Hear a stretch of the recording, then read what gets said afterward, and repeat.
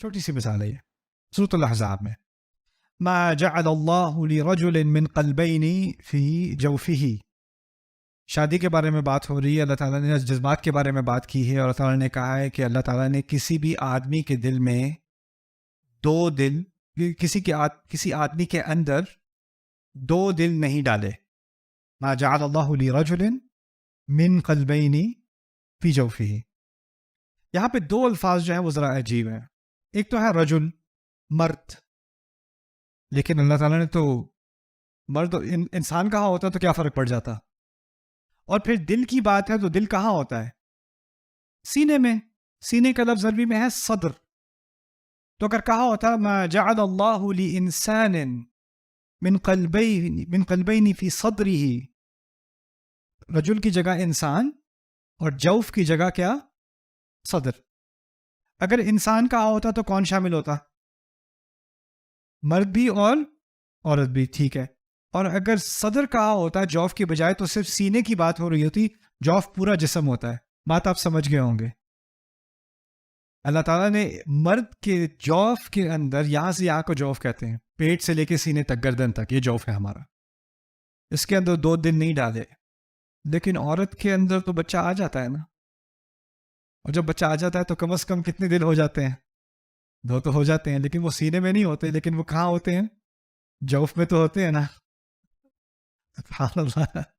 ما جعل اللہ لرجل من قلبین فی جوفہ. سبحان اللہ. اذ قال موسیٰ لقومہ. موسیٰ علیہ السلام کون سی قوم پہ بھیجے گئے تھے؟ بنی اسرائیل. عیسیٰ علیہ السلام کون سی قوم پہ بھیجے گئے تھے؟ سورۃ الصف میں دونوں کا ایک آیت کے بعد دوسرے کا ذکر ہے. پہلے موسیٰ پھر عیسیٰ. موسیٰ علیہ السلام کہتے ہیں اذ قال موسیٰ لقومہ یا قوم لم تؤذوننی. موسیٰ علیہ السلام نے جب کہا اپنی قوم سے کہا میری قوم مجھے تکلیف کیوں دیتے ہو. یہ موسیٰ کے الفاظ ہیں. اگلی آیت میں کس کے الفاظ آئیں گے؟ عیسیٰ کے. کس قوم سے بات کر رہے ہیں؟ اسی قوم سے جس سے موسیٰ بات کر رہے تھے. یہی بات ہے نا. یہاں کہتے ہیں یا اذ قال عیسیٰ ابن مریم یا بنی اسرائیل. جب عیسیٰ مریم کے بیٹے نے کہا بنی اسرائیل، اسرائیل کی اولاد، میں اللہ کا رسول ہوں تمہاری طرف. ایک نے کہا میری قوم، دوسری نے کہا بنی اسرائیل. دیکھیں. اور پھر دوسرا موسیٰ کے بارے میں جب کہا تھا تو موسیٰ کے والدین کا ذکر کیا. موسیٰ ابن کچھ کہا کہ نہیں. لیکن عیسیٰ کے بارے میں کیا کہا؟ اذ قال عیسیٰ ابن مریم. تو دو فرق آ گئے. ان فرقوں کو سمجھ لیں. اور یہ ایک کے بعد دوسری ہے. دونوں آیات سورۃ الصف کی ہیں. دیکھیں کسی قوم سے ہونا اس کے لیے لازمی یہ ہے کہ آپ کے والد اس قوم سے ہوں. جب موسیٰ علیہ السلام کہہ رہے ہیں نا میری قوم، تو کیا کہہ رہے ہیں؟ میرے والد صاحب آپ میں سے ہیں. میرے والد صاحب آپ میں سے ہیں. عیسیٰ علیہ السلام کبھی بھی یا قومی نہیں کہتے، میری قوم. کیوں؟ ان کے تو والد ہیں ہی نہیں، صرف والدہ ہے. اور والدہ سے قومیت نہیں آتی. قومیت کہاں سے آتی ہے؟ فادر سے آتی ہے. اسی لیے آپ کا لاسٹ نیم، آپ کا نام کہاں سے آتا ہے؟ آپ کی شناخت باپ سے آتی ہے. آپ مدر کوئی بھی ایتھنیسٹی رکھتی ہو، آپ کا جو نام ہے، ہیریٹیج ہے، وہ کہاں سے آ رہی ہے؟ فادر سے آ رہی ہے. تو عیسیٰ علیہ السلام نے کہا یا بنی اسرائیل. یا قومی کہا ہوتا تو بہت ہی غلط بات ہوتی. اللہ تعالیٰ نے عیسیٰ علیہ السلام کی، یہاں تک کہ مریم سلام علیہا کی حرمت کو برقرار رکھا ہے ان الفاظ میں. دوسرا، یہودیوں نے نئی مزے کا ہیلا ڈالا. یہودی کہتے ہیں کہ اصل میں یہودی ہونے کے لیے باقی قوموں کے لیے اور ہے، باقی قوموں میں سے ہونے کے لیے باپ کا اس قوم سے ہونا ضروری ہے. یہودی ہونے کے لیے ماں کا اس قوم سے ہونا ضروری ہے. یعنی ماں یہودی ہو تو تم یہودی ہو. انہوں نے نیا فارمولا نکالا. بات کی بات ہے. میں نے کہا بڑا پیارا فارمولا ہے، لیکن تم اپنے آپ کو اسرائیل کی اولاد کیوں کہتے ہو؟ باپ کے نام سے تو پکارتے ہو. اگر باپ سے ایتھنیسٹی نہیں آتی، تمہاری شناخت نہیں آتی، تو تمہاری قوم کا نام ہی باپ سے ہے. اس کی تو کوئی توقع نہیں بنتی.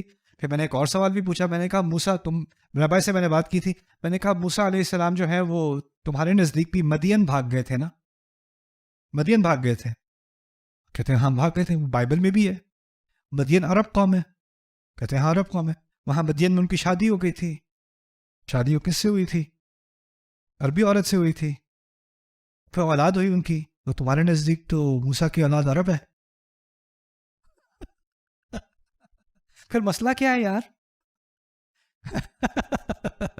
تو اللہ تعالیٰ نے بات اصل میں یہ ہے کہ اصل میں نام جب انسان لیتا ہے نا تو نام اپنے باپ کا لیتا ہے، لیکن اللہ تعالیٰ نے اس عورت کو، اس عظیم شان عورت کو اتنا مقام دیا کہ ایک نبی کا نام لینے کے بعد عیسیٰ اتنا کافی نہ سمجھا کہ صرف عیسیٰ علیہ السلام کا نام لیا جائے، بلکہ کہ یہ کہ وہ مریم کے بیٹے ہیں ان کا نام لیا جائے خاص، تاکہ یہ بات واضح رہے کہ یہ ایسی ماں ہے جس کے، اس ایسے بچے کی ماں ہے جس کو باپ کی ضرورت نہیں تھی، اور اسی لیے وہ اپنی قوم کو اس طرح نہیں بلاتا، وہ کہتا ہے یا بنی اسرائیل. سبحان اللہ. اس ایک چھوٹی سی آیت میں ہمارا عیسیٰ علیہ السلام کے متعلق عقیدہ، ہمارا مریم سلام علیہ کی حرمت کے متعلق عقیدہ، اور جو مقام اللہ تعالیٰ نے انہیں دیا ہے. کسی اور نبی کے بارے میں آپ یہ نہیں دیکھیں گے نوح ابن محمد ابن عبداللہ، نہیں دیکھیں گے قرآن میں، نہیں نظر آئے گا. موسیٰ علیہ السلام ابن آپ کو نہیں نظر آئے گا، داؤد ابن نہیں نظر آئے گا. لیکن عیسیٰ کے ساتھ مختلف مقامات پر کیا نظر آ رہا ہے؟ عیسیٰ ابن مریم. تو اس میں کس کو عزت دی جا رہی ہے؟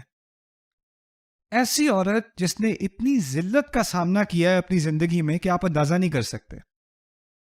اس نے جس ذلت کا سامنا کیا ہے سلام علیہ، آپ اندازہ کرو کہ اس ذلت کا سامنا کرنے سے پہلے قرآن نے ریکارڈ کر لیا، انہوں نے کہا یا لیتنی متُ قبل ھذا، کاش کہ میں اس سے پہلے مر گئی ہوتی. ان کے الفاظ قرآن میں مریم میں ریکارڈ ہے. اور پھر جو کھلے عام لوگوں نے ان کی بےزتی کی ہے، ان پر الزام لگایا، کسی ایک نہیں ہے. آپ سے کوئی ایسی بات کوئی فون پہ کر دے، کوئی ٹیکسٹ میسج پہ کر دے، کوئی پرائیویٹلی کونے میں جا کے کر دے، آپ کی زندگی برباد ہو جائے. سارے اکٹھے ہو کے، سارا مسلمان مجمع اکٹھے ہو کے جو ان کی بے حرمتی کر رہا ہے. تو اللہ تعالیٰ کا انصاف دیکھیں، جس عورت نے یہ تکلیف اور یہ امتحان اللہ کی خاطر اس نے برداشت کیا ہے، اس کا قیامت کے دن تک اس کا احترام کیا جا رہا ہے. سبحان اللہ. عیسیٰ کا نام لیتے ہوئے عیسیٰ ابن مریم، اذ قال عیسیٰ ابن مریم یا بنی اسرائیل، جب بھی ان کی زبان سے یا بنی اسرائیل نکلتا ہے تو ان کی ماں کو سلام ہے، رضی اللہ تعالی عنہ وسلام علیہ. یا عیسیٰ ابن مریم، اذ قال عیسیٰ ابن مریم یا بنی اسرائیل. سبحان اللہ. میں نے یہ نوٹس میں ڈالا نہیں تھا، لیکن میں آپ سے پھر بھی ذکر کر دیتا ہوں اپنے نبی کے بارے میں. موسیٰ علیہ السلام کا ذکر ہے، عیسیٰ علیہ السلام کا ذکر ہے، اپنے رسول کا بھی تھوڑا ذکر ہونا چاہیے صلی اللہ علیہ وسلم. قرآن میں یا آدم اسکن انت وزوجک الجنہ، یا کا لفظ سمجھتے ہیں آپ؟ ہم تو ویسے استعمال اب نہیں کرتے، لیکن جیسے آدم، آپ اور آپ کی بیوی، کسی کو پکارنے کے لیے یا استعمال کیا جاتا ہے. یا آدم، یا نوح انہ لیس من اہلک، یا نوح.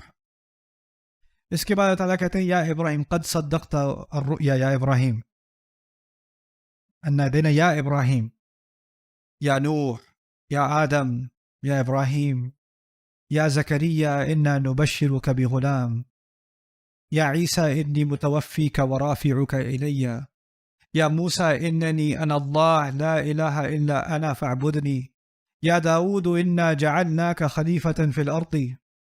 انبیاء کے ساتھ بار بار کیا آ رہا ہے؟ یا ایک مرتبہ قرآن میں نہیں ہے یا محمد، ایک مرتبہ نہیں ہے. جب نبی کو پکارتے ہیں تو کہتے ہیں یا ایھا المزمل، یا ایھا المدثر، یا ایھا النبی بلغ ما انزل الیک من ربک، یا ایھا المزمل قم فانذر. سبحان اللہ. ان کو نام سے ہی نہیں پکارتے. اچھا، ان کو نام سے وہ نہیں پکارتے، جب نئے بدو اسلام میں آئے، قبیلے اسلام میں آنے شروع ہوئے حدیبیہ کے بعد، تو ان کو اسلام کی تہذیب کا کچھ علم نہیں تھا. وہ رسول صلی اللہ علیہ وسلم سے ملنے آئے، قبیلے کے کچھ سردار وہ گھر کے اندر تھے، وہ انتظار کر رہے ہیں گھر کے باہر، رسول صلی اللہ علیہ وسلم باہر نہیں آ رہے. وہ کہتے ہیں یا محمد اخرج علینا، محمد باہر نکلیے، ہم نے بات کرنی ہے. کیسے پکارا؟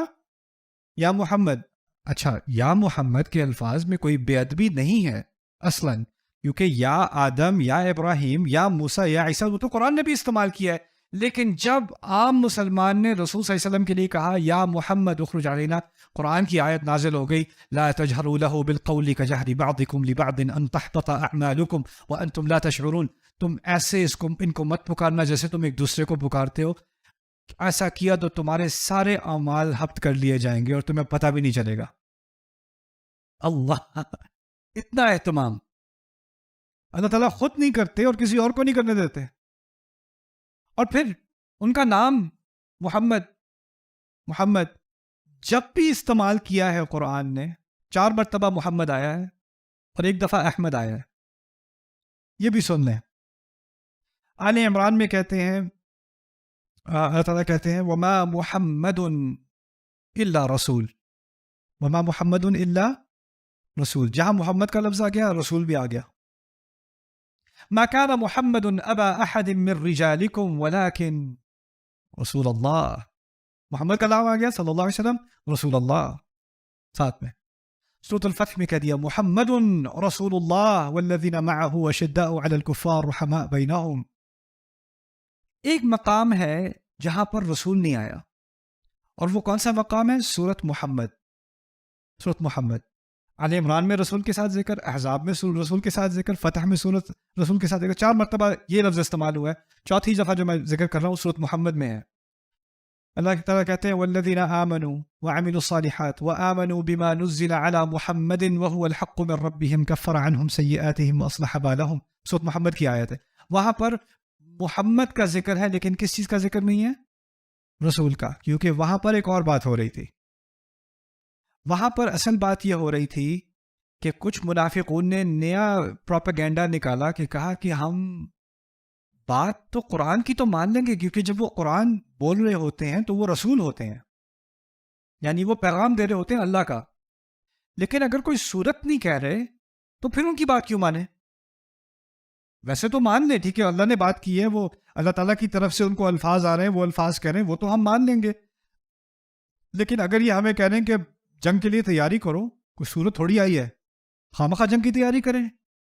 اگر وہ رسالت نہیں دے رہے، یعنی قرآن نہیں دے رہے، تو یہ تو صرف محمد ہے، یہ تو صرف محمد کی تھوڑی پیروی کرنی ہے، ہم نے ان کی پیروی اس وقت کرنی ہے جب وہ رسالت دے رہے ہوں گے رسول۔ اسی لیے اس صورت میں آیت آئی وہ کہتے ہیں لولا نزلت سورۃ، کہتے ہیں سورت کیوں نازل نہیں ہوئی، سورت کیوں نازل نہیں ہوئی؟ تو وہ ایک تفریق کرنا چاہ رہے تھے، رسول صلی اللہ علیہ وسلم ایک عام آدمی اور ایک رسول محمد ایک رسول۔ تو جب محمد صلی اللہ علیہ وسلم رسول کا رول کر رہے ہوتے ہیں، یعنی قرآن دے رہے ہوتے ہیں، تب تو اب وہ رسول ہیں، ورنہ وہ بس محمد ہیں۔ تو قرآن نے سورہ محمد کے نام سے سورت دی اور کہا جب وہ سورت نہیں بھی دے رہے ہوتے تو وہ کون ہیں؟ رسول ہیں اللہ کے۔ والذین آمنوا وعملوا الصالحات وآمنوا بما نزل علی محمد، اور جو ایمان لائے اور انہوں نے اچھے کام کیے اور انہوں نے جو بھی محمد پر نازل ہوا اس پر ایمان لائے۔ رسول کا ذکر نہیں کیا تو رسالت کا بھی ذکر کر دیا ساتھ، وہی کا ما نزل علی محمد وهو الحق من ربهم۔ لیکن مجھے یاد یہ ساری بات اس لیے آئی کہ یہاں پر اس صورت میں بھی رسول صلی اللہ علیہ وسلم کا ذکر ہے احمد کے نام سے۔ 4 مرتبہ محمد ہے قرآن میں، 1 مرتبہ احمد ہے، وہ اس صورت میں ہے۔ وہ بھی کیا عجیب بات کی ہے اللہ تعالیٰ نے۔ احمد کا لفظ، پہلے محمد کا لفظ سمجھ لیں۔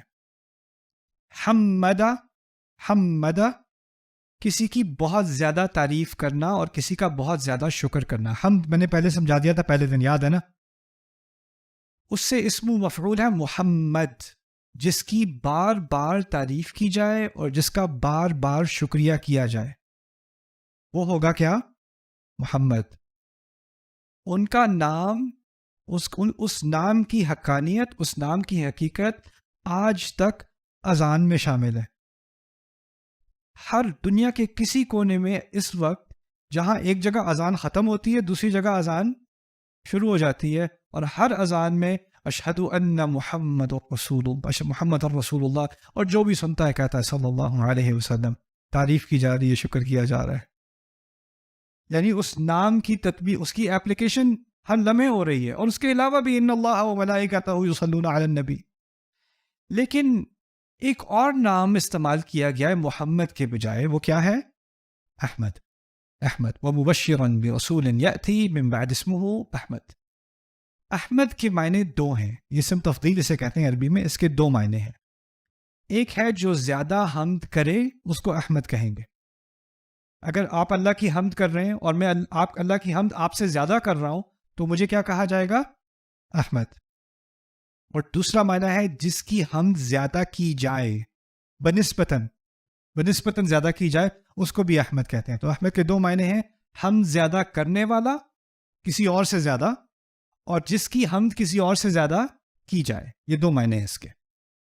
اچھا، اللہ تعالیٰ نے اپنی حکمت میں یہ جانا کہ عیسیٰ علیہ السلام کی زبان سے یہ الفاظ کہلوائے کہ میں آیا ہوں تورات میں جو کچھ نازل ہوا ہے اس کی تصدیق کرنے اور تمہیں خوشخبری دینے کہ میرے بعد ایک رسول آنے والا ہے، اس کا نام ہوگا احمد. اسم صرف نام کو نہیں کہتے، اسم اس کی صفت کو بھی کہتے ہیں.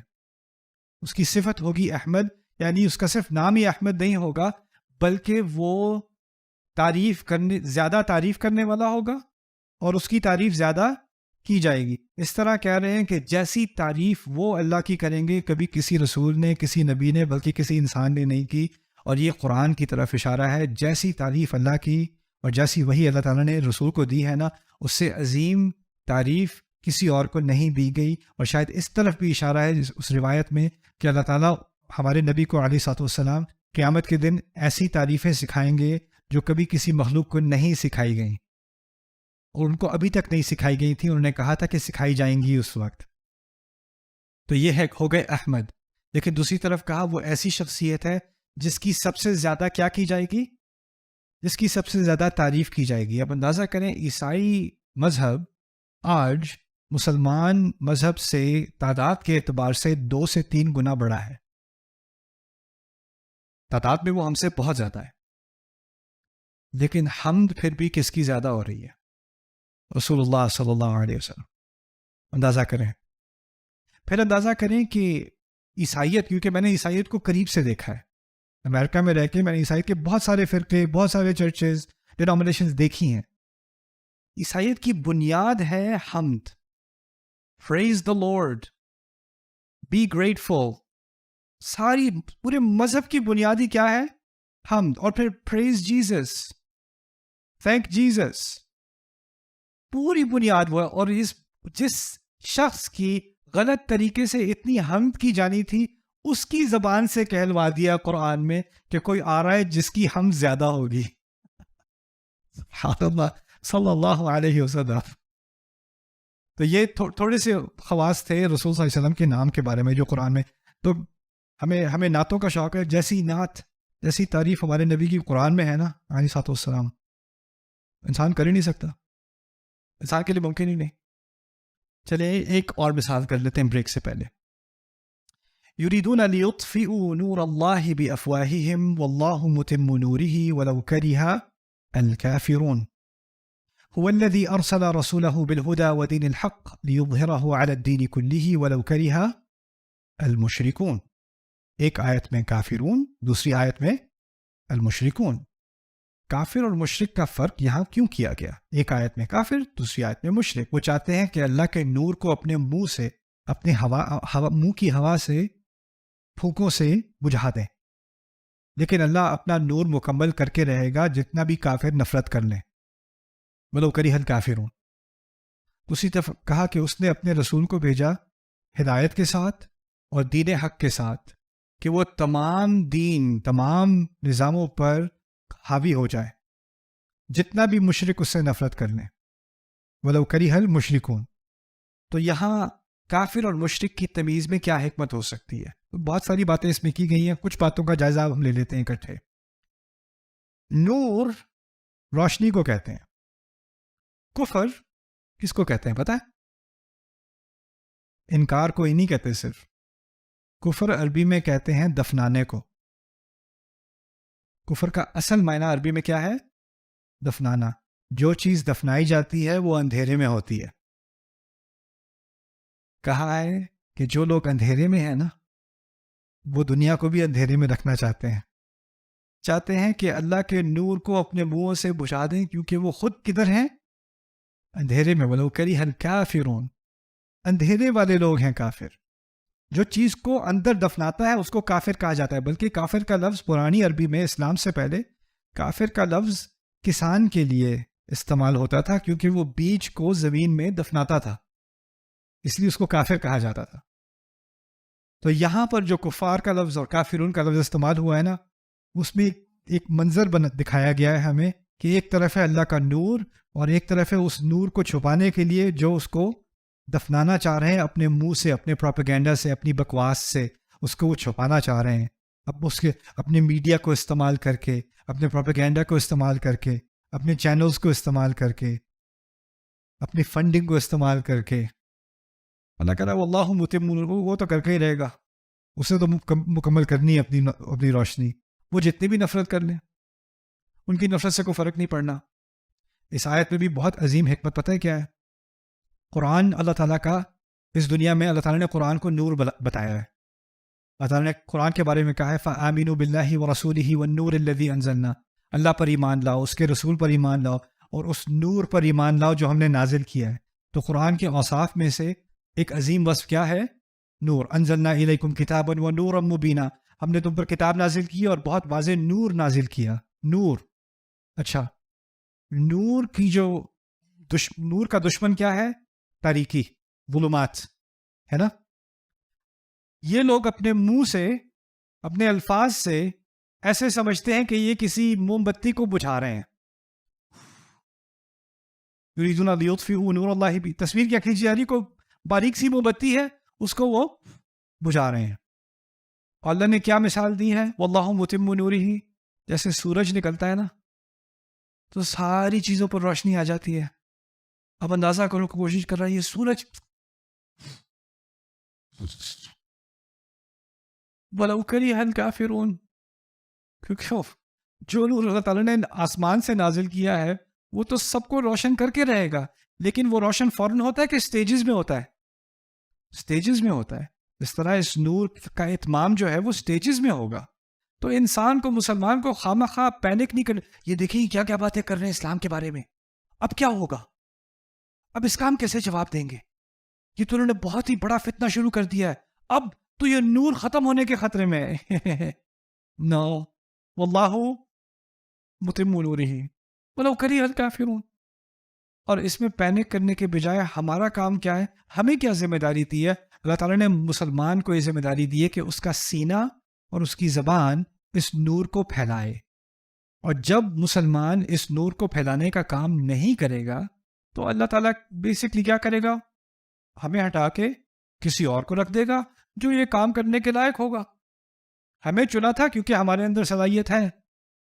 اگر اس صلاحیت کا تم نے استعمال نہیں کرنا تو ٹھیک ہے، اللہ تعالیٰ یستبدل قوما غیرکم ثم لا یکونوا امثالکم، تمہاری جگہ کسی اور کو رکھ دے گا، وہ تمہاری طرح کے نکمے نہیں ہوں گے. پوٹینشیل ہر ایک میں ہوتا ہے، ٹیلنٹ ہر ایک میں ہوتا ہے، ٹیلنٹ کا استعمال سارے نہیں کرتے. یہی بات ہے نا. واللہ متم نورہ ولو کرہ الکافرون. اچھا، دوسری طرف کافر نہیں کہا اگلی آیت میں، مشرک کہا. اس کی کیا حکمت ہو سکتی ہے؟ یہاں کہا ہے کہ اللہ تعالیٰ نے ایک دین دیا اور اس دین کو تمام ادیان پر ظاہر کر دیا، یعنی ان پر غالب کر دیا. اور اس کی وضاحت لیظہرہ، اس کا اظہار کرنا، اس کے کچھ معنی ہیں. ایک ہے غالب کرنا اور دوسرا کہ اس کا حق اتنا ظاہر ہو جائے کہ باقیوں کا باطل بھی ظاہر ہو جائے. تو ظہور سے اس کا تعلق بھی ہے.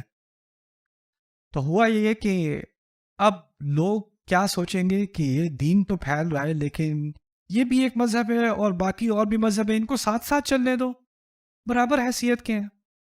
جیسے انسان سارے برابر ہیں، ان کے مذاہب بھی برابر ہیں. کوئی ایک کلچر کسی کلچر سے بہتر نہیں ہے. we're all equal. Diversity, universities میں ڈیورسٹی سکھا رہے ہیں نا آج کل. ڈیورسٹی میں کیا ہے؟ آپ ایسے ہو یا ویسے ہو یا جیسے ہو، آپ سارے کیا ہو؟ ایک ہی جیسے ہو، اب سب برابر ہو. ڈیورسٹی کے نام پہ حق اور باطل برابر ہیں، غلط اور صحیح برابر ہے. ادب اور تہذیب اور جانور پنا برابر ہے. اور اس کا نام ہم نے بڑے پیارے نام رکھے ہیں، ڈیورسٹی. رائٹ؟ اللہ تعالیٰ کہہ رہا ہے جتنا بھی یہ مشرک ہوتا کیا ہے؟ پتہ ہے مشرک کیا ہوتا ہے؟ ایک چیز کو دوسری کے ساتھ جوڑ دینا، ان کو برابر کر دینا. اسی لیے برابر کرنے کے لیے ایک اور لفظ عربی میں ہے عدل. ثم الذین کفروا بربہم یعدلون، جو لوگ اللہ تعالیٰ پہ اپنے رب پر کفر کرتے ہیں وہ چیزوں کو برابر کرتے ہیں، جو لوگ بتوں کو اللہ تعالیٰ سے برابر کرتے ہیں، جو لوگ عیسیٰ علیہ السلام کو اللہ تعالیٰ سے برابر کرتے ہیں، اور جو اور ادیان کو اسلام سے کیا کرتے ہیں؟ برابر کرتے ہیں. ٹھیک ہے، آپ کا بھی ہے، ہمارا بھی ہے، سب کا ہے. آپ کو ہمارے دین کو غلط ثابت کرنے کی ضرورت نہیں ہے. آپ کو اپنے دین کی حق کی بات اتنی زیادہ کرنے کی ضرورت نہیں ہے. جس کو چاہے گا وہ ادھر چلا جائے، جس کو چاہے گا وہ ادھر چلا جائے. جیسے ریسٹورینٹس ہیں، آپ جس سے بھی جا کے کھا لو. جو دین ہے جس سے بھی جا کے آپ جو بھی پوجا کر لو. ہر ایک کا اپنا مسئلہ ہے. آپ کو اتنی زیادہ اس دین کے بارے میں اور اس کے غلبے کے بارے میں اور اس کی بات پھیلانے کے بارے میں اور اس کے دلائل پیش کرنے کے بارے میں کیا تکلیف ہے؟ آپ کو کیا ضرورت ہے اتنی آپ کو؟ اللہ تعالیٰ کہہ رہا ہے جن لوگوں کو شرک پسند ہے نا، شرک صرف اللہ میں نہیں ہوتا، شرک ادیان میں بھی ہوتا ہے. سب کو ایک ساتھ رکھ لو، کوئی ایگزسٹنس ہے، یہ ٹالرنس کی بات ہے. تو ان کے بارے میں کہا یہ جتنا بھی نفرت کر لیں، اس دین نے سامنے اوپر ابھر کر آنا ہی ہے، اور جتنا یہ ظاہر ہوگا اتنا ان کا باطل سامنے آ جائے گا. اسی بات سے وہ ڈرتے ہیں، اسی بات سے وہ مخالفت کرتے ہیں. وَلَوْ كَرِهَ الْمُشْرِكُونَ. أَفَلَا يَتَّدَبَّرُونَ الْقُرْآنَ، کیا وہ قرآن پر اس پر تدبر نہیں کرتے؟ تدبر کہا جاتا ہے کسی چیز کے پیچھے دیکھنا. دبر پیٹھ کو کہتے ہیں. اس آیت کے پیچھے کیا ہے؟ اس کے پیچھے کیا حکمت ہے؟ ایک اس کا ظاہر ہے، اور اس کے پیچھے کیا کیا ہدایات، کیا کیا روشنی، کیا کیا نصیحت اس کے پیچھے ہے. اصل میں یہ پورا کورس ایک طرح سے تدبر ہی کا کورس ہے. ساری مثالیں جو میں آپ کو دے رہا ہوں وہ ہم تدبر ہی کی ایکسرسائز کر رہے ہیں ایک طرح سے. اللہ تعالیٰ سوال پوچھتے ہیں افلا يتدبرون القرآن، اور اگر کیا ہوتا تدبر تو کہتے ہیں وَلَوْ كَانَ مِنْ عِنْدِ غَيْرِ اللَّهِ، اور اگر ایسا ہوتا کہ یہ اللہ کے علاوہ کسی اور سے آیا ہوتا. اگر قرآن اللہ تعالیٰ کے علاوہ کسی اور سے آیا ہوتا، کہتے ہیں لَوَجَدُوا فِيهِ اخْتِلَافًا كَثِيرًا، تو ضرور ایسا ہوتا کہ اس کے اندر وہ بہت سارا اختلاف پاتے. کانٹرڈکشن کو کیا کہتے ہیں اردو میں؟ تناقضات، تضاد. بہت زیادہ تضاد پاتے اس کے اندر. اختلافاً کثیرا یعنی اگر قرآن اللہ تعالیٰ کی طرف سے نہ ہوتا تو اس کے اندر بہت زیادہ کیا ہوتا؟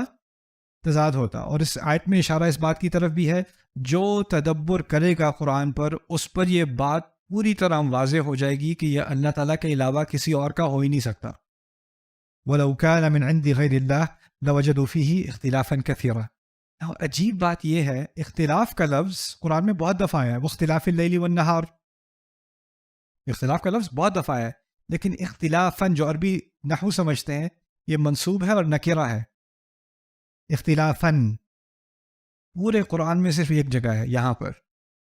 تو لفظی اعتبار سے بھی اگر یہ اللہ کے علاوہ کسی اور کا ہوتا تو اختلافاً کا لفظ بھی کہیں اور اس طرح نہیں آیا، ایک ہی مرتبہ آیا ہے. سبحان اللہ. وَلَوْ كَانَ مِنْ عِنْدِ غَيْرِ اللَّهِ لَوَجَدُوا فِيهِ اخْتِلَافًا كَثِيرًا. انصاف کے لیے بہت سارے لفظ ہیں، اردو میں بھی اور عربی میں بھی. انصاف کا لفظ ہے، ہم سب جانتے ہیں. انصاف کو پہلے سمجھ لیں. انصاف آتا ہے نصف سے. نصف کیا ہوتا ہے؟ آدھا. آدھا میرا آدھا تیرا، یہ انصاف ہو گیا. ٹھیک ہے، اس کو انصاف کہتے ہیں، آدھا آدھا کر دینا. لیکن آدھا آدھا ہمیشہ عدل ہوتا ہے یا نہیں؟ آدھا آدھا ہمیشہ عدل نہیں ہوتا. اگر کسی کا زیادہ حق ہو اس کو زیادہ دینا چاہیے، کسی کا کم حق ہو اس کو کم دینا چاہیے. لیکن انصاف کیا ہوتا ہے؟ اس کو اتنا جتنا اس کو دوں گا اتنا ہی اس کو دوں گا. اس قسم کے عدل کو انصاف کہا جاتا ہے. عدل کا لفظ اور ہے، اور اس کے مزید ایک اور لفظ ہے قسط. تو ان دو لفظوں کے بارے میں بات ہوگی، عدل کے بارے میں اور قسط کے بارے میں. اس کا بنیادی فرق اس طرح سمجھ لیں کہ عدل ہے عدالت سے، اور عدالت پرائیویٹ ہوتی ہے یا پبلک ہوتی ہے؟ کھلے عام جہاں عدل کیا جائے نا، کھلے عام انصاف ہو، اس کو عدل کہتے ہیں. سب کے سامنے جو ہو رہا ہو نا اس کو عدل کہتے ہیں. اور کبھی کبھی انصاف کی بات، عدل کی بات چھپے ہوئے بھی ہوتی ہے. جیسے آپ کا باس ہے، اس کو نہیں پتا کہ آپ کام کر رہے ہو ابھی یا نہیں، آپ ریموٹ جاب کر رہے ہو. اس نے کہا ہے 3 گھنٹے آپ سے مجھے یہ کام کروانا ہے، تو آپ ان 3 گھنٹوں میں ویڈیو گیمز کھیل رہے ہو، اس کو نہیں معلوم. آپ نے لاگ ان کیا ہوا ہے زوم میٹنگ میں، اور آپ نے ریکارڈنگ لگائی ہوئی ہے اپنی شکل کی، اور آپ میٹنگ اٹینڈ نہیں کر رہے، اس کو نہیں معلوم. یہ پرائیویٹ ہے. آپ کی غیر انصافی چھپی ہوئی ہے. قسط کا لفظ ہوتا ہے کھلے عام ہو یا چھپے ہوئے ہو لیکن انصاف کرنا. تو سب کے سامنے انصاف کرنے کو کیا کہتے ہیں؟ عدل. اور ہر صورت میں انصاف کرنے کو کیا کہتے ہیں؟ قسط. قسط میں ایک اور معنی بھی ہے. اصل میں قاسط کہتے ہیں غیر انصافی کرنے والے کو. قاسط غیر انصافی کرنے والا، ظلم کرنے والا. اور مقسط کہتے ہیں جو اس بات کا پورا اہتمام کرے کہ کہیں غیر انصافی نہ ہو جائے، اس کو مقسط کہا جاتا ہے. تو عدل میں اصل میں مثبت معنی ہیں اور مقسط میں منفی معنی ہیں، یعنی غیر انصافی سے بچ کے رہنا، اس کو قسط کہا جاتا ہے. اوکے. ایک ہی آیت میں استعمال ہو گیا فَأَصْلِحُوا بَيْنَهُمَا بِالْعَدْلِ وَأَقْسِطُوا إِنَّ اللَّهَ يُحِبُّ الْمُقْسِطِينَ. اس آیت کو سمجھنے میں تھوڑا ٹائم لگے گا، لیکن بہت مزے کی حکمت ہے، یہ بہت خوبصورت حکمت ہے. اس طرح سوچیں کہ 3 گروہ ہیں مسلمانوں کے، اے، بی اور سی. ٹھیک ہے، 3 گروہ ہیں مسلمانوں کے، اور اے اور بی کی لڑائی ہو گئی، شدید لڑائی ہو گئی دونوں کی. اللہ تعالیٰ کہہ رہے ہیں وَإِن طَائِفَتَانِ مِنَ الْمُؤْمِنِينَ اقْتَتَلُوا فَأَصْلِحُوا بَيْنَهُمَا. اگر اے اور بی کی لڑائی ہو جائے، ایک دوسرے کو مار کٹائی پر آ جائیں، قتل تک نوبت آ جائے، تو ان دونوں کے درمیان صلح کرواؤ. کس سے کہا جا رہا ہے صلح کرواؤ؟ اے سے یا بی سے یا سی سے؟ سی سے کہہ رہے ہیں کہ اے کو بٹھاؤ اور بی کو بٹھاؤ اور اب صلح کراؤ. تو 3 گروہ ہو گئے. ٹھیک ہے. اچھا، اب لڑائی ہوئی، سی نے کہا چلو آ جاؤ، بیٹھ جاؤ، ختم کرو یہ بات، تم سب مسلمان ہو، ہاتھ ملاؤ، نیگوشیشن کرو. بات ہو گئی، سب نے ہاتھ ملا لیے. یہ اس طرح کا جو بیٹھنا ہوتا ہے یہ پبلک ہوتا ہے یا پرائیویٹ ہوتا ہے؟ اختلاف ہے کیا؟ پرائیویٹ ہوتا ہے، کیونکہ اس میں بہت نازک بات کرنی ہوتی ہے، اختلافات کرنے ہوتے ہیں، آوازیں اونچی ہوں گی، غصہ ہوگا. ایسے ہی نہیں صلح ہو جاتی، صلح میں ٹائم لگتا ہے، آربیٹریشن ہوتی ہے. تو یہ بیہائنڈ کلوز ڈورز ہوتا ہے، یہ پرائیویٹلی ہوتا ہے. اور اس میں یہ المجالس بالامانہ، جو بحث اس کے اندر ہو رہی ہے یا گالم گلوچ تک بھی بات آ گئی ہے یا جو بھی الزامات لگائے گئے ہیں، وہ اس دروازے سے باہر نہیں جائیں گے. اور وہ جو سی ہے نا، وہ کہتا ہے دیکھو ہم اس کمرے سے ہم اس وقت تک نہیں نکلیں گے جب تک صلح نہ ہو جائے. ہم نے یہ مسئلہ حل کرنا ہے، پھر ہم نے یہاں سے نکلنا ہے. اور جو بات یہاں اندر ہم نے ڈسکس کی ہے وہ باہر ہم ایک ہی بات کہیں گے، ہم سب ایک ہی صفحے پر ہیں اس ساری نیگوشیشن کے بعد. ایسا ہی ہوتا ہے نا؟ ٹھیک ہے. اچھا، اللہ تعالیٰ کہتے ہیں کہ صلح کروا دی دونوں کے درمیان، تو سی بڑا خوش کہ الحمدللہ میری کوشش سے اللہ تعالیٰ نے اس میں برکت ڈالی اور اے اور بی کی لڑائی ختم ہو گئی. ٹھیک ہے. اب اللہ تعالیٰ کہتے ہیں فَإِن بَغَتْ إِحْدَاهُمَا عَلَى الْأُخْرَى. اور پھر اس کے بعد بھی اگر ان میں سے ایک دوسرے کے اوپر بغاوت پھر شروع کر دے، میٹنگ سے باہر نکلے، اے اور بی اندر گلے لگا چکے، باہر نکلتے ہی اے کہتا ہے بڑی زیادتی کی اس میٹنگ میں ہمارے ساتھ، کوئی ایک بات نہیں سنی ہماری. سی جو ہے وہ بی کے ساتھ ملا ہوا تھا اور بہت غلط باتیں کی ہیں، اور وہ اس نے اب بی کو بھی الزام لگایا، اور کس کو اور الزام لگایا؟ سی کو. اور نکل کے اس نے بی کو فوراً تھپڑ مارا منہ پہ، نہیں مانتا میں یہ عادت. اور سی حیران پریشان، یار اندر ابھی ہم نے بات کی تھی، سب چیزیں تم لوگ مان گئے تھے، یہ کیا ہو رہا ہے؟ فَإِن بَغَتْ إِحْدَاهُمَا عَلَى الْأُخْرَى. اب اللہ تعالیٰ نے حکم دیا، کہتے ہیں فَقَاتِلُوا الَّتِي تَبْغِي حَتَّى تَفِيءَ إِلَىٰ أَمْرِ اللَّهِ. جس نے بغاوت کی ہے، ہمارے الفابیٹ میں کس نے بغاوت کی تھی؟ اے نے. تو اب کہا بی اور سی مل کے اب لڑائی کرو، کس کے ساتھ؟ اے کے ساتھ، جب تک کہ وہ واپس اللہ کے حکم تک واپس نہ آ جائیں.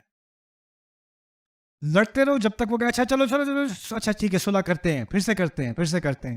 جب تک وہ سرنڈر نہ کریں اور صلح کے لیے تیار نہ ہو جائیں، تب تک سب مل کے ان سے لڑو ان کے. قاتل التی تبغی. لیکن پہلی جو میٹنگ تھی نا، اس میں جو قرارداد بنائی گئی، جس پہ سب نے سائن کیے یا جس پہ سب نے ہاتھ ملائے، اس کو پتہ کیا کہا گیا اللہ تعالیٰ کے کلام میں؟ امر اللہ، اللہ کا حکم. یعنی مسلمان اگر ایک بات مان جائیں، ایک دفعہ اقرار کر لیں، تو اس اقرار کی کیا حیثیت ہے اللہ کے ہاں؟ اللہ کا حکم. حتی تفیء الی امر اللہ، یعنی لم یقل حتی تفیء الی القرار بینہم، اپنے جو آپس میں فیصلہ کیا تھا اس پر واپس آ جائیں، نہیں اللہ کے حکم پہ واپس آ جائیں. یہ اللہ جو فیصلہ کیا تھا وہ اب اللہ کا حکم کی حیثیت رکھتا ہے. اچھا، اب بی اور سی لڑائی کر رہے تھے نا، اور پھر اے دوبارہ کہتا ہے اچھا ٹھیک ہے چلو ایک اور میٹنگ کرتے ہیں، اس دفعہ نہیں کروں گا. اب دوبارہ کمرے میں بیٹھ گئے، دوبارہ میٹنگ ہو رہی ہے، لیکن اب کچھ فرق ہے. اگر آپ سی ہو تو کیا آپ کے جذبات میں کوئی فرق ہے؟ کیا فرق ہے؟ آپ کو ابھی تھوڑا غصہ آیا ہوا ہے کس کے اوپر؟ اے کے اوپر. پہلی دفعہ جب آپ میٹنگ میں بیٹھے تھے تو اے اور بی دونوں آپ کے لیے برابر تھے. دوسری دفعہ ابھی 15 منٹ پہلے اس سے آپ لڑ رہے تھے، تو آپ کے جذبات ابھی بھی ہلے ہوئے ہیں کہ نہیں؟ تو کیا عین ممکن ہے کہ اس دفعہ جب آپ فیصلہ کرو گے تو زیادہ امکان ہے کہ آپ کس کے خلاف کرو گے؟ اے کے خلاف. اب اللہ تعالیٰ کی ہدایت سننا. کہتے ہیں فَقَاتِلُوا الَّتِي تَبْغِي حَتَّى تَفِيءَ إِلَىٰ أَمْرِ اللَّهِ فَإِنْ فَاءَتْ، اور اگر وہ واپس آ جائے دوبارہ کمرے کے اندر، فَأَصْلِحُوا بَيْنَهُمَا بِالْعَدْلِ، ان کے درمیان اب صلح کرنا عدل کے ساتھ. عدل کے ساتھ. شروع میں نے کہا تھا عدل اور قسط میں فرق ہے. کیا فرق ہے؟ عدل کیسے ہوتی ہے؟ کھلے عام ہوتی ہے. اس دفعہ دروازہ بند کر کے یہ میٹنگ نہیں ہوگی، اس دفعہ یہ میٹنگ یوٹیوب لائیو پہ ہوگی، اس دفعہ یہ براڈ کاسٹ ہوگی. کیوں؟ کیونکہ اس دفعہ جب ہوگی اور یہ باہر آ کر کہیں ہمارے ساتھ تو زیادتی ہوئی، یہ تو ہمارے خلاف تھے، ان کو ہم پہ غصہ تھا، یہ ہوا وہ ہوا، اب وہ سارے بہانوں کا دروازہ بند. کیسے؟ کیونکہ اس دفعہ جب آپ کرو گے فیصلہ تو کھلے عام کرو گے بالعدلی. لیکن کھلے عام فیصلہ کرنے کے باوجود کیا ممکن ہے کہ پھر بھی آپ کے دل میں ان کے خلاف کچھ رہے؟ جو کھلے عام تو سامنے نہ آئے لیکن خفیہ طور پہ سامنے آ جائے، پیچھے سے سامنے آ، پیچھے سے اس کا کوئی ظہور ہو جائے. تو اللہ تعالیٰ نے بالعدلی پر اکتفا نہیں کیا، وہاں تک بات مکمل نہیں کی. اس کے بعد کہا وَأَقْسِطُوا، اور پھر اس بات کا اہتمام کرنا کہ کھلے عام ہو یا خفیہ ہو، قسط ضرور کرنا. قسط کا کیا مطلب ہے؟ کھلے عام یا چھپا کر. یعنی اب کے بعد سے دل میں بات نہیں رکھنی، پیچھے سے. سی کو تو غصہ ہے، اب سی اور بی بعد میں خفیہ میٹنگز کر رہے ہیں ایک کے خلاف، اب کیونکہ پرانا والا غصہ یہ قسط کے خلاف ہے. وَأَقْسِطُوا إِنَّ اللَّهَ يُحِبُّ الْمُقْسِطِينَ، اللہ تعالیٰ قسط کرنے والوں سے، نا انصافی سے بچنے والوں سے محبت کرتا ہے. کیا پیاری حکمت ہے، اور اتنی بڑی عظیم جوڈیشل حکمت بس دو الفاظ کے اختلاف سے، عدل اور قسط. سبحان اللہ سبحان اللہ. میں قرآن پڑھنے سے پہلے میں فلسفی پڑھتا تھا، میرا شوق تھا فلسفی پڑھنے کا. لیگل تھیوری پڑھتا تھا، کمپیریٹیو ریلیجن پڑھتا تھا، کمپیریٹیو لٹریچر پڑھتا تھا. جب میں نے قرآن تھوڑی سی عربی سیکھی اور پھر جو الفاظ کی دقت ہے نا، میں اس کورس میں مجھے زیادہ دلچسپی اس لیے بھی تھی. پہلے تو میں نے انگلش میں یہ کورس اس لیے کیا کہ انگلش میں ایسا کوئی مٹیریل تھا نہیں.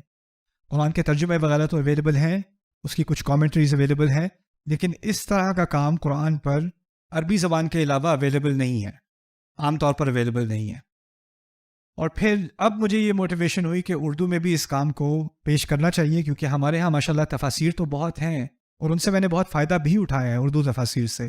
لیکن اردو تفاسیر اور عرب تفاسیر میں ایک بنیادی فرق ہے، اور جو فائدہ مجھے اردو تفاسیر میں ملتا ہے وہ عرب تفاسیر میں نہیں ملتا، اور جو فائدہ مجھے عرب تفاسیر میں ملتا ہے وہ اردو تفاسیر میں نہیں ملتا. اس کے بارے میں ایک کامنٹ آپ کو دے دوں، پھر آپ کو میں اگلی بریک دیتا ہوں. وہ یہ ہے کہ ہمارا جو کلچر ہے نا، خاص کر اس خطے کا، یعنی افغان سے لے کے فارسی کلچر سے لے کے ہند کا جو کلچر ہے نا، یہ ایک فلسفی قومیں ہیں.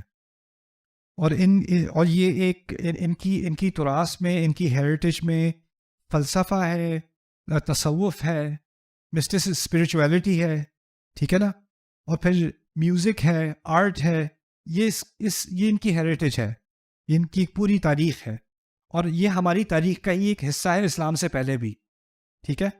اسلام جب کسی نئی نسل کے پاس پہنچا نا، تو اس نسل کی پہلے ہی کوئی جینیٹکس تھی، ان کی پہلے ایک طرح کی سوچ تھی، اور اس سوچ اور اس نظریے کے حساب سے جب انہوں نے قرآن کو پڑھنا شروع کیا تو ان کی لینز کوئی اور تھی. ان کو وہ چیزیں نظر آئیں جو عرب اپنے کلچر سے نہیں دیکھتے تھے. عرب کی ایک خاص لینز ہے، وہ اس لینز سے قرآن کو دیکھتے ہیں. فارس کی ایک خاص لینز ہے، اہل فارس خاص لینز سے قرآن کو دیکھتے ہیں. افریقی لینز اور ہے، یہاں کی لینز، ہمارے اس خطے کی لینز اور ہے. تو میں نے پہلے جائزہ لیا کہ ہماری تفاسیر میں جو فلسفی حکمت ہے نا، میں نے کبھی عربی تفاسیر میں نہیں پڑھی. اور جو اجمالی بات ہماری تفاسیر میں ہوتی ہے میں نے کہیں اور نہیں پڑھی. اور جیسے قرآن کی بنیاد پر فکر کی تعمیر کرنا، ایک پوری باقاعدہ محکم فکر کی تعمیر کرنا، وہ عرب تفاسیر میں نہیں ہے. اس کو اس طرح سمجھ لیں کہ کوئی ہیلی کاپٹر سے کسی وادی کے اوپر گزر رہا ہونا، جیسے ہرنو ہے یا ہنزا ویلی ہے، وہ ہیلی کاپٹر سے کوئی گزر رہا ہے تو اس کو پورا منظر نظر آتا ہے، دور سے اس کو ایک پورا ویو نظر آ رہا ہے. اردو تفاسیر میں نے یہ پورا ویو مجھے زیادہ نظر آیا، چاہے وہ ابوالکلام آزاد رحمہ اللہ کی بات ہو، یا وہ مولانا مودودی کی ہو، یا پھر ہماری جو اور تفاسیر امین احسن اصلاحی صاحب کی ہوں، یا انوار البیان ہو، اور ہو جو بھی تفاسیر میں نے اردو میں پڑھی ہیں، ان میں مجھے یہ ایک مشترک چیز نظر آئی. لیکن عرب کے ہاں اس طرح سمجھ لیں کہ کوئی وہ کیمراز ہوتے ہیں نا جن میں زوم لینز ہوتی ہے، وہ کوئی ایک پھول پہ جا کے وہ ایسے زوم کرے کہ اس پھول کی باریک ترین شاخیں آپ کو ایک ایک پیٹر کی نظر آئے، پھر وہ اس کی فوٹو کھینچتا ہے. تو ایک فوٹوگرافر ہے وہ پوری وادی کی فوٹو کھینچ رہا ہے بہت خوبصورت سی، اور ایک فوٹوگرافر ہے وہ جو ایک ایک پھل کے ایک ایک پتے کی تصویر کھینچ رہا ہے. یہ فرق ہے میرے نزدیک عرب تفاسیر میں اور ہماری تفاسیر میں. تو یہ کہنا کہ یہ اس سے بہتر ہے یا وہ اس سے بہتر ہے یہ غلط ہے. ان کا کلچر ایسا تھا، وہ ایک ایک باریک چیز پر ان کی نظر ہوتی تھی. لیکن اگر آپ ہمیشہ زوم ان کرتے رہو گے نا تو کیا ہوگا، آپ کو اس بات کا خیال نہیں رہے گا کہ آپ کس وادی میں ہو. اور اگر آپ باہر سے وادی کی بات کرتے رہو گے تو کس بات کا لحاظ نہیں رہے گا کہ اس کے اندر کیا کیا چھوٹے چھوٹے موتی، کیا کیا خوبصورت چیزیں پائی جاتی ہیں. جیسے مائکرو ویو میکرو ویو ہے نا. تو میں چاہتا ہوں اب کہ یہ دنیایں ایک دوسرے کے ساتھ ملیں اور ہمیں ان دونوں کا ذائقہ حاصل کرنے کا موقع ملے، خاص کر قرآن کے حساب سے. تو اب اس سیمینار میں ابھی تک آپ نے نوٹ کیا ہوگا ہم ایک مائکرو ویو لے رہے ہیں، ایک لفظ پہ فوکس کر رہے ہیں، ایک چھوٹے سے تقابل پہ فوکس کر رہے ہیں، کیونکہ اس پر انہوں نے بہت اہتمام کیا، بہت زیادہ فوکس کیا، اور اس سے میرے نزدیک تو اس میں بہت حکمت ہے، بہت فائدہ ہے، اور اس کو میں ہائی لائٹ کرنا چاہ رہا ہوں. اوکے. اعوذ باللہ من الشیطان الرجیم. وَإِلَى مَدْيَنَ أَخَاهُمْ شُعَيْبًا، مدین کی طرف ان کا بھائی شعیب، ان کے بھائی شعیب کو بھیجا گیا. کبھی کبھار قرآن نے انبیاء کے بارے میں جب ان کو ان کی قوم کی طرف بھیجا گیا تھا تو بھائی کا لفظ استعمال کیا ہے. اور سورۃ الشعراء میں خاص کر اذ قال لهم اخوهم نوح، جب نوح ان کے بھائی نے ان سے کہا، پھر اس کے بعد وَإِذْ قَالَ لَهُمْ أَخُوهُمْ ہود، ان کے بھائی ہود نے ان سے کہا. اذ قال لهم اخوهم صالح، ان کے بھائی صالح نے ان سے کہا. اذ قال لهم اخوهم لوط، ان کے بھائی لوط نے ان سے کہا. سورۃ الشعراء میں بار بار بھائی بھائی بھائی اور بھائی کا ذکر ہے. لیکن شعیب کے بارے میں کہا اذ قال لهم شعیب، جب شعیب نے ان سے کہا کیا چیز نکال دی؟ بھائی کا ذکر نکال دیا. عجیب بات یہ کہ شعیب علیہ السلام کو دو قوموں کی طرف بھیجا گیا تھا، ایک ہے مدین اور ایک ہے اصحاب الایکہ. اور مدین کی قوم سے وہ تھے لیکن اصحاب الایکہ سے وہ نہیں تھے. تو ایک مقام پر اور مقام پر شروع میں آپ دیکھیں گے سورۃ الاعراف میں، ہود میں، عنکبوت میں، اللہ تعالیٰ کہہ رہے ہیں ہم نے ان کو مدین کو ان کے بھائی شعیب سے، اور مدین کی طرف ان کا بھائی شعیب بھیجا. الی مدین اخاہم شعیبا. لیکن جہاں ایک مقام پر اصحاب الایکہ کا ذکر آیا، کیونکہ وہ اوریجنلی اصحاب الایکہ سے نہیں ہیں، تو وہاں باریک دقت الاستعمال، وہاں سے اخوہم نکال کے اذ قال لهم شعیب الا تتقون. یہ چیزیں لگتی تو بہت آسان سی آبزرویشنز ہیں، لیکن اگر آپ سوچیں ذرا کہ بار بار میں اس کو دہراتا ہوں کیونکہ اس کو ذہن میں رکھنا مشکل ہو جاتا ہے. قرآن ہمارے لیے کتاب ہے، لیکن جب قرآن نازل ہوا تھا تو وہ کتاب نہیں تھا، کلام تھا. اور کلام کے بارے میں کچھ چیزیں میں نے شروع میں مجھے کہنی چاہیے تھی، میں کہہ نہیں سکا، ابھی میں آپ کے سامنے پیش کر دوں تاکہ ان چیزوں کا آپ کو احساس ہو کہ ہم کیا چیز سیکھ رہے ہیں. ابھی بات کرنے میں اور کتاب لکھنے میں، بات کرنے میں اور لکھنے میں بہت فرق ہے. لکھنے میں انسان کو سوچ کے ایک جملہ پورا مرتب کرنا ہوتا ہے، اور مرتب کرنے کے بعد وہ یہ بھی سوچ سکتا ہے کہ یہ لفظ صحیح نہیں، اس کی جگہ میں کوئی اور لفظ لکھ دوں. یا ہو سکتا ہے آپ نے ایک پورا پیراگراف لکھا، پورا مضمون لکھا، اور بعد میں دوبارہ اس کو پڑھا اور خیال آیا کہ ایک دو جملے ایک ہی بات کر رہے ہیں، ان کو میں جمع کر کے مختصر تر انداز میں ان کو ایک ہی بنا دوں. پھر آپ کو خیال آیا کہ میں نے یہ بات تیسری بات کہی تھی، اس کو دوسرا ہونا چاہیے، دوسری بات کو تیسرا ہونا چاہیے، تھوڑا ایڈیٹنگ کر دوں اس کی. ہوتا ہے کہ نہیں؟ اس چیز کو انگلش میں ہم کہتے ہیں ایڈیٹوریل پروسیس، پروف ریڈنگ. یہی ہوتی ہے نا، آپ کچھ لکھ رہے ہو پھر آپ اس کو ایڈٹ کر رہے ہو، فکس کر رہے ہو.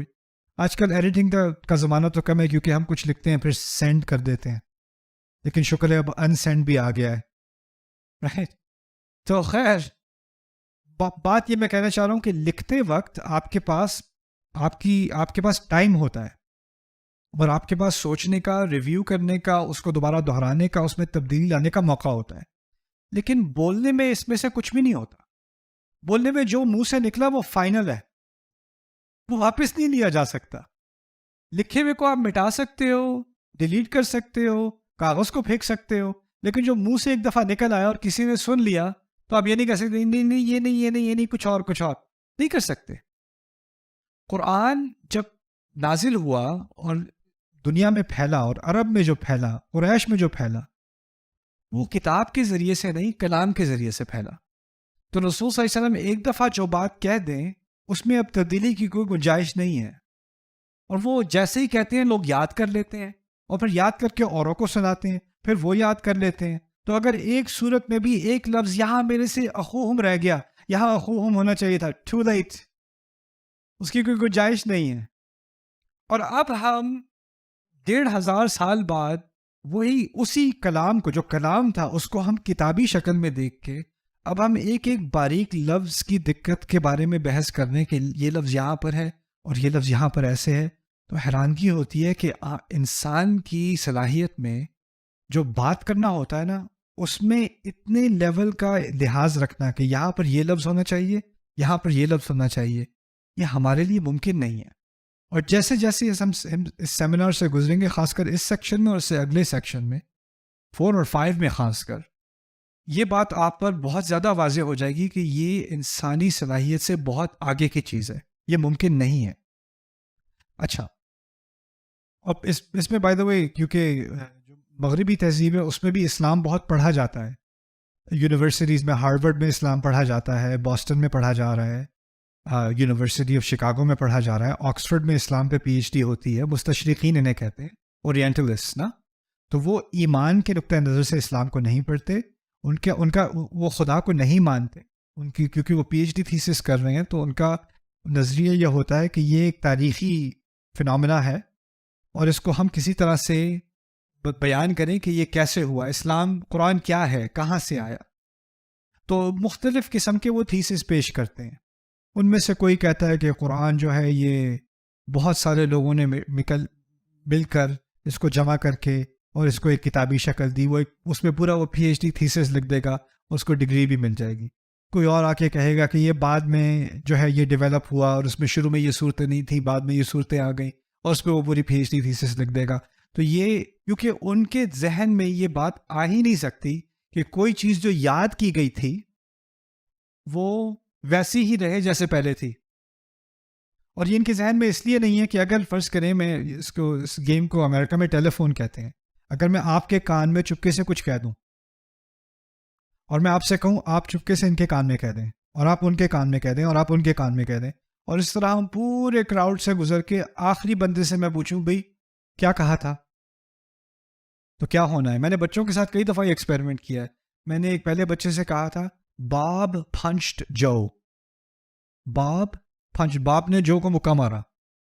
اس نے دوسرے کے کان میں، تیسرے کے کان میں، چوتھے کے کان میں. جب 50ویں بچے تک پہنچے میں نے پوچھا کیا کہا تھا، کہتا ہے صلی اللہ علیہ وسلم.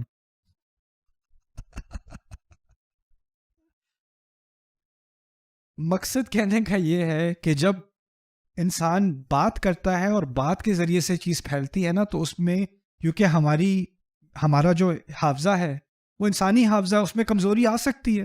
شاید مجھے کوئی بات یاد نہیں رہی، شاید مجھے کوئی لفظ یاد نہیں رہا، ہو سکتا ہے. تو اس میں غلطی کا امکان زیادہ ہے. اگر کوئی چیز لکھ لے، وہ لکھی ہوئی چیز مجھے مل جائے، تو اس میں جو پرانی اصل بات تھی اس کا ریکارڈ زیادہ قابل قبول ہے، وہ زیادہ ریلائبل ہے، قابل اعتماد ہے، کیونکہ وہ لکھا ہوا ہے. اور جو بات زبانی کہی گئی ہے وہ قابل اعتماد کم ہے.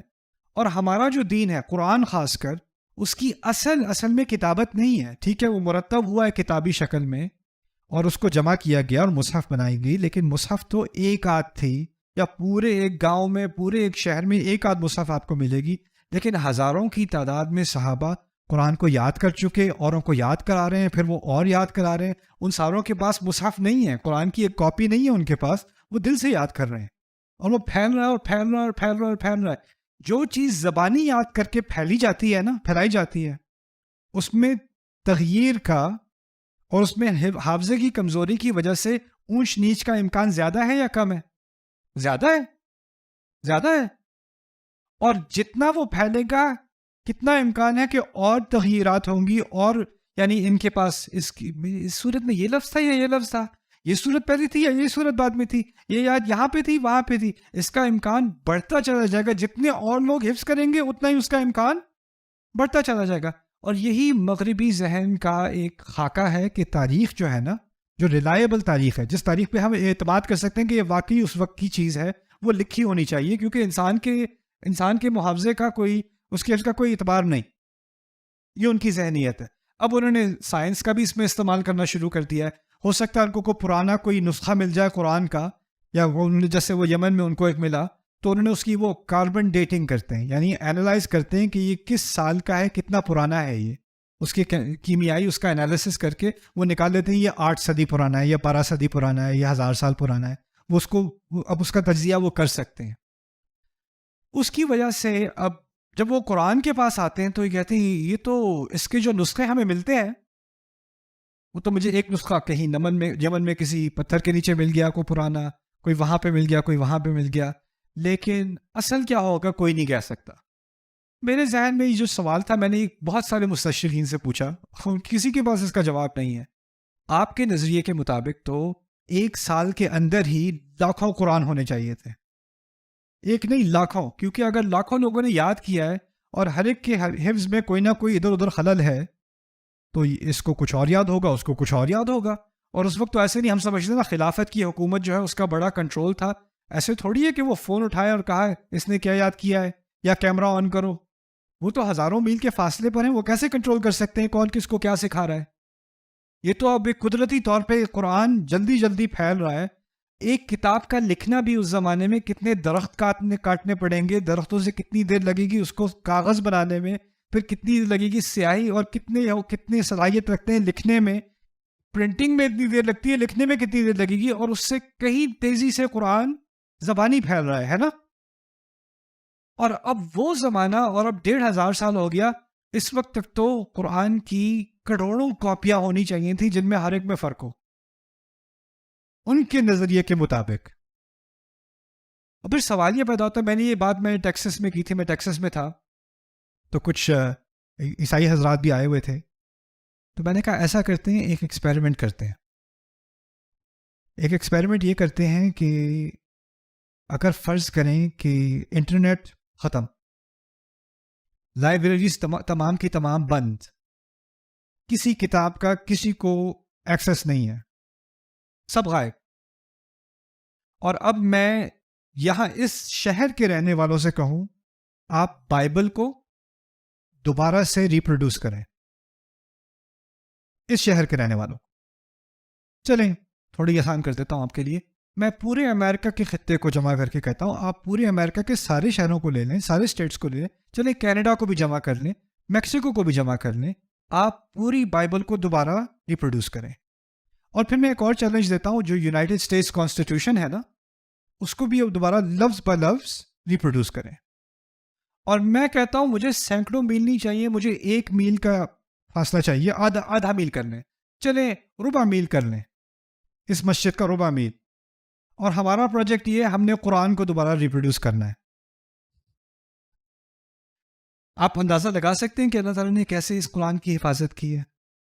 سبحان اللہ، العجیب من القرآن. اسی لیے قرآن نے جب کہا نا کہ قرآن کی حفاظت کی گئی ہے تو لفظ استعمال ہوا ہے انا نحن نزلنا الذکر. الکتاب نہیں کہا، الذکر کہا. الذکر کیا ہے؟ یاد دہانی. یہ بھی ہے جو چیز یاد کی جاتی ہے اس کو بھی ذکر کہتے ہیں. المذکور بھی ذکر ہے, المذکر بھی ذکر ہے, مصدر میں وہ ساری چیزیں شامل ہو جاتی ہیں. تو قرآن کی اصل حفاظت اس کے حفظ کے ذریعے سے کی گئی. اور یہی بات اور عجیب ہو جاتی ہے کہ جو چیز بولی جاتی ہے اور جو چیز لکھی جاتی ہے اس میں ہمیشہ زمین آسمان کا فرق ہوتا ہے. اگر کوئی یہ ریکارڈنگ میری لے کے اس کو کتابی شکل میں ڈالنے کی کوشش کرے تو اس میں بہت بھونڈی اردو ہوگی, اس کو بہت فکس کرنا پڑے گا. جگہ جگہ میں نے بات دہرائی ہے, کبھی آدھا جملہ چھوڑ دیا, کبھی یہ کہہ دیا, کبھی وہ کہہ دیا, وہ سب تو نکالنا پڑے گا نا آپ کو. قرآن نے ایک دفعہ ایک بات کہہ دی اور پچھلی مثال میں نے کہا اخوہم یہاں نکال دیا, وہاں ڈال دیا. کیسے ممکن ہے؟ اور یہ 2 آیات سورۃ الانعام کی 2 الفاظ انگلش میں کہتے ہیں کم آن, کم آن, اردو میں کہیں گے ادھر آؤ, آؤ ادھر, آؤ ادھر کے لیے عربی میں 2 الفاظ ہیں, اور بھی ہیں لیکن 2 الفاظ ہیں, حلما, حلما, اور دوسرا ہے تعالو, تعالی. اگر آپ عمرے پہ گئے ہوں تعالی بہت سنیں گے, تعالی یا رفیق, تعالی لہنا, رائٹ. تو حلما ہے اور تعالی, ان میں فرق کیا ہے؟ ایک آیت میں کہا حلما شہداءکم, اپنے شہداء سے کہو آؤ ادھر, آؤ ادھر. اور ان سے کیا کہو؟ الذین یشہدون ان اللہ حرم ھذا, اپنے ان گواہوں کو بلاؤ جو کہتے ہیں کہ اللہ نے یہ چیز حرام کی ہے, بلاؤ ان کو, ان سے کہو آؤ ادھر. اور آؤ ادھر کے لیے کیا لفظ استعمال کیا؟ حلما. دوسری طرف کہا قل تعالوا اتل ما حرم ربکم علیکم, اور تم کہو, رسول سے کہا آپ کہیے تعالوا, آؤ ادھر, میں پڑھ کے تمہیں سناتا ہوں تمہارے رب نے کیا حرام کیا ہے. یہ سورۃ الانعام میں دو مرتبہ آؤ ادھر کا لفظ, ایک لفظ 150 آیت میں حلما, اگلی آیت میں تعالو. کیا فرق ہے؟ فرق تعالو جو ہے نا یہ اصل میں آیا ہے علو سے. علو, علو کہتے ہیں اونچائی کو, جیسے اللہ تعالیٰ کے ناموں میں سے ہے ان اللہ کان علیا کبیرا وهو العلی العظیم, سورۃ آیت الکرسی, وهو العلی العظیم. تعالو اصل میں کہتے ہیں, فرض کریں اگر میں یہاں نیچے کھڑا ہوں اور میں آپ کو بلاؤں تو آپ اور میں ایک ہی سطح پر ہے نا, تو وہ ہوگا حلما. اگر میں اونچا ہوں اور میں آپ کو یہاں اوپر بلا رہا ہوں, علو کی طرف بلا رہا ہوں, تو لفظ, اصل لفظ, صحیح لفظ, زیادہ تر لفظ صحیح جو ہے وہ کیا ہوگا؟ تعالی.